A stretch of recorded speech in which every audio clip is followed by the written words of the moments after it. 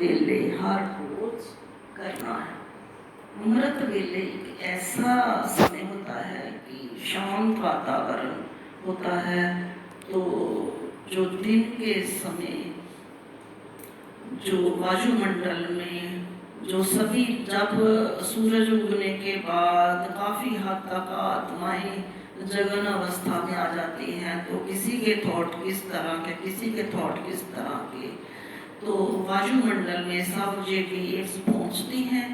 तो सुबह अमृत वेले का समय ऐसा होता है कि जो भी आत्माएं उस समय जागृत होती हैं वो होती ही प्रभु के प्यार में हैं।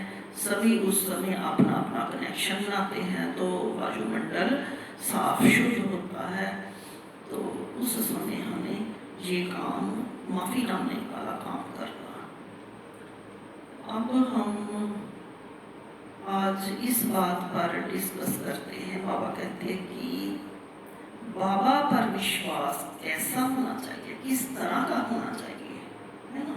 कि हम बाबा बाबा कहते हैं तो 2 मिनट या आधा घंटा या 1 घंटा कर लिया, फिर हम किस तरह अपने ही काम में, अपनी ही धुन में मस्त होकर काम में लग जाते हैं।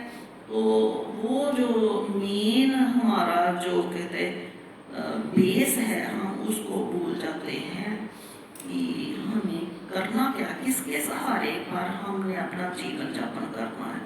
तो बाकी सब कार्य हम अपने ही बलबूते के द्वारा करते हैं, अपनी समझ के अकॉर्डिंग करते हैं, क्योंकि हैप्चुअल हो गए ना, आदतें उस तरह की पड़ गई। इसलिए अब हम जब हमें समझ आ गई कि अब हमें मुझ आत्मा को मेरा अपना मिल गया है, तो वो अपना ऐसा है कि जैसे पूरे संसार का वो पिता है।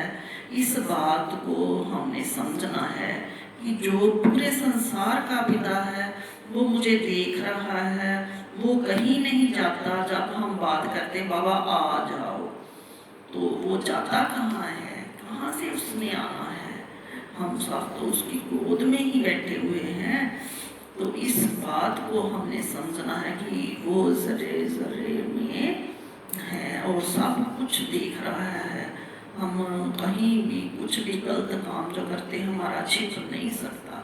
तो हमारी जो शक्ति मनन शक्ति है, मनन शक्ति का मतलब है कि हम बाबा को, परमात्मा को किस तरह याद रखते हैं, मानते हैं। मनन शक्ति इस तरह से हमारी पक्की होनी चाहिए, स्ट्रॉन्ग होनी चाहिए। मनन शक्ति जो है, एक आज बाबा ने ये कंपेयर हम कराया कि जैसे किसी के शरीर की पाचन शक्ति ठीक हो, तो वो सिंपल भोजन खाएगा, तो वो सिंपल भोजन उसके अंदर पाचन क्रिया के द्वारा सभी बॉडी के पार्ट्स को कैसे वो स्ट्रॉन्ग रखता है।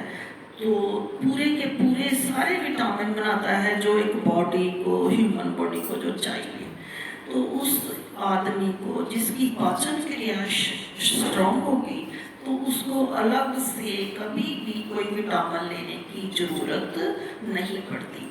इसी तरह से जब हमारी मनन शक्ति स्ट्रॉन्ग है, हम मानते हैं, कैसे हम मानते हैं परमात्मा को, कि जैसे कि मन हमारा बाबा है, हमारा पिता है, तो हम अपने पिता को कैसे याद रखना है। हमारा पिता बनकर आज हमारे सामने आया हुआ है, तो इस तरह से हम अपने पिता को किस तरह याद रखना है, वो बात हमें पक्की अंदर से स्ट्रॉन्ग होनी चाहिए। ठीक है। तो मनन शक्ति के द्वारा हमें अलग से कोई सिद्धियां या कोई अलग से कोई भी कार्य नहीं करने पड़ते। तो बाबा कहते आपकी मनन शक्ति स्ट्रॉन्ग होगी तो आप के अंदर मतलब मनन शक्ति स्ट्रॉन्ग होगी तो आपको अलग से कुछ भी करना नहीं पड़ेगा। आप सर्व सिद्धियों के मालिक बन जाते हो। मनन शक्ति के द्वारा हम परमात्मा को कैसे मानते हैं, तो कैसे याद करते हैं। मानना याद करना सारी एक ही बात है। तो हम बाबा को किस तरह से मानते हैं, जानते हैं, समझते हैं। मानना, जानना और समझना, तो इससे हमारी जो ये मनन शक्ति है, हमारा पिता है, तो हम कैसे मानते हैं, इससे हम धीरे धीरे सर्व सिद्धियों के मालिक बन जाते हैं। तो सर्व सिद्धियों के मालिक ये है कि हमारी वाणी मतलब दूसरे के ऊपर किस तरह से असर करती है।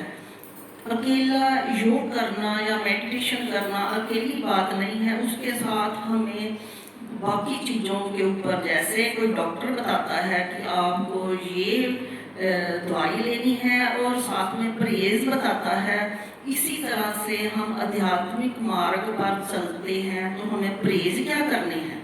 परहेज करनी है, हम सबसे पहले अपने अंदर क्रोध को खत्म करना है। क्रोध एकदम से नहीं आता। सबसे पहले ईर्ष्या भाव जो मन में पैदा होता है, जो किसी को दिखता नहीं है, वो ज़्यादा स्ट्रॉन्ग है और मुश्किल होती है। ईर्ष्या पहले मन में पैदा होती है, तो क्रोध फिर बाद में वो तो स्पष्ट हो जाता है कि क्रोध किया। तो इससे सिद्ध होता है कि जो ईर्ष्या है ना, क्रोध की जननी है। इसलिए हमें सबसे पहले अपने आप को शुद्ध करना है।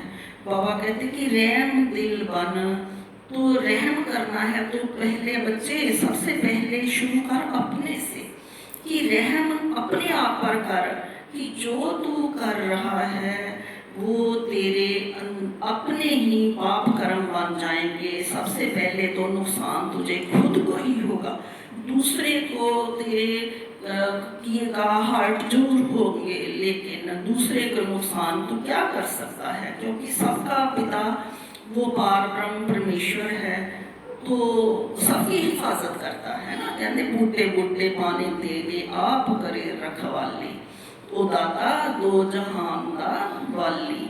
इस करके हम अपने आप को शुद्ध करें, ईर्ष्या भाव दिल से खत्म करें। तो क्रोध तो संभावना ही नहीं है कि क्रोध कैसे आ जाएगा, जब हम हमारे अंदर वो क्रोध को जन्म देने वाली चीज ही को ही हम नष्ट कर देंगे। इस तरह से हम अपने आप को शुद्ध करते जाएंगे, यानी कि इन चीज़ों का प्रेज करेंगे। तो हम जितना भी योग करेंगे, परमात्मा के साथ जुड़ेंगे, तो वो हमारा खाते में प्लस जाएगा। तो हम ऐसे अपनी जो हमारी दूरियां हैं परमात्मा से, वो कम होती जाएंगी, नज़दीकियां बढ़ती जाएंगी। वो परमात्मा गाइड बनकर हर समय हमें राइट और रॉन्ग बताते हैं। तो हमें हमारा इस दुनिया में अपना कोई नहीं है, ये हमें समझ लेना चाहिए। केवल हमारा पिता है जो मेरा अपना है, और मेरे को अब वो गाइड बनकर अब कलयुग के अंत में वो मुझ आत्मा से मिलन हुआ, मेरा वो गाइड बना, गुरु है, मेरा शिक्षक है, शिक्षा दे रहा है, कैसे छोटी छोटी बातें हमें समझाते हैं। तो इस तरह से हमने उनके बताए हुए मार्ग पर चल कर के अपना जीवन सफल करना है। तो ऐसे ही हम धीरे धीरे जो हमारी जो दूरियां हैं परमात्मा से, वो नज़दीकियां होती जाएंगी। ये ऐसे पर्दे हैं जो कि किसी को नज़र नहीं आते, लेकिन ये पतले पर्दे होने के बावजूद स्ट्रॉन्ग बहुत होते हैं, जो कि हमारी जो परमात्मा की आवाज़ हम तक नहीं पहुंच सकती अगर हम खुद ही ये क्रोध अहंकार, जबकि दिया उसका है सब कुछ, तो दी हुई चीज को तो अपनी समझ लेना जे अमानत में खयानत है। तो दुनियादारी में भी किसी कोई दिए चीज गिफ्ट करे तो उसको संभाल के रखना, उसको यूज करना है काम, तो उसको अपनी नहीं समझ लेना। जैसे कि हम किसी बाहर जाते हैं तो किसी सराय में ठहरते हैं, तो उस सराय की केवल सफाई पर हमारा ध्यान होता है, तो उसको हम अपना तो नहीं समझते। जब हम उसको छोड़ते हैं तो हमें कोई दुख भी नहीं होता। इसी तरह से ये जो चीज़ें हैं, महल हैं, गाड़ियाँ हैं, शरीर है, तंदुरुस्त सुडौल शरीर दिया है परमात्मा ने, तो इसको यूज़ करना है, अच्छे कामों में यूज़ करना है। तो फिर जब हम सब अच्छा अच्छा करते जाएंगे तो हमारा फ्यूचर तो ऐसे ही सब बहुत ब्राइट होगा। केवल हमने अपना ध्यान रखना है, तो प्रेजेंट की तरफ देखना है कि हम प्रेजेंट में क्या कर रहे हैं। जब हम हमारा प्रेजेंट ठीक होगा तो फिर फ्यूचर तो अपने आप ही होगा। फ्यूचर की ना चिंता है ना पास्ट की चिंता है, केवल ध्यान रखना है तो हमने अपने प्रेजेंट पर रखना है। इस तरह हम श्री मत का मतलब परमात्मा की जो मत है उस पर चलते चलते हम अपना जीवन सुखद कर लेते हैं। इस तरह हम थोड़ी देर परमात्मा की याद में हम बैठते हैं, तो हम